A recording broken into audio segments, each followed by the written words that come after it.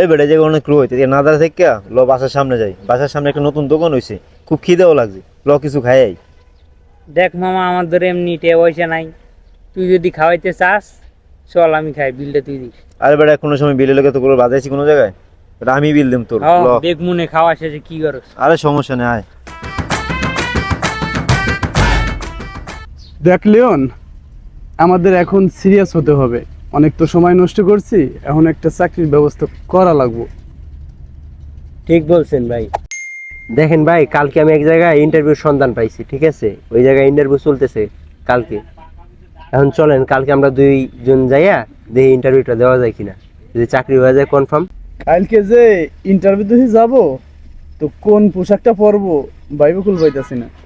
দূর মিয়া, কালকে চাকরি হয় কি হয় না, আপনি আছেন পোশাক নিয়ে।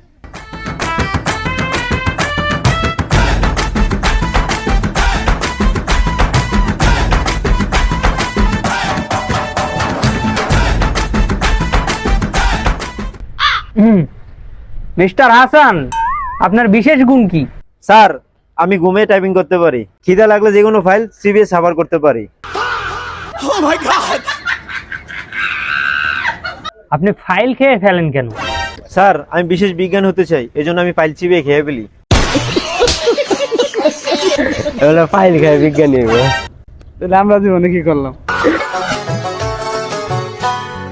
আমি তোকে খুঁজে বেড়াই সকালে দুপুরে সাঁঝে।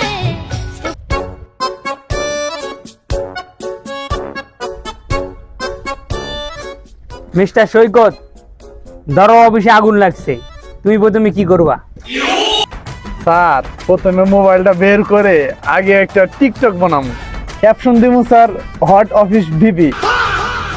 আবার বলো কইলো কি রে? এই যে মিস্টার লিওন, আপনি কি করবেন? স্যার, আমি ওর ওই ভিডিওতে গিয়ে কমেন্ট করবো, nice bro, like and share. ওই বেটা, তোর এই জায়গায় এখন ইন্টারভিউ খেলতে আসুস, ওই জায়গায় আসলে ইন্টারভিউ শেষ হয়ে যাইতেছে। মানে মানে হলো যে এটাই, তারা আমাদের ইন্টারভিউ নিচ্ছিল, তারা আমাদের আড্ডার এই ভিডিও দেখা তারা আমাদের কমেডি হিসাবে হায়ার করে নিছিল। শাকিলের নানির উপর কি মারিস? এটা আর কি করবো?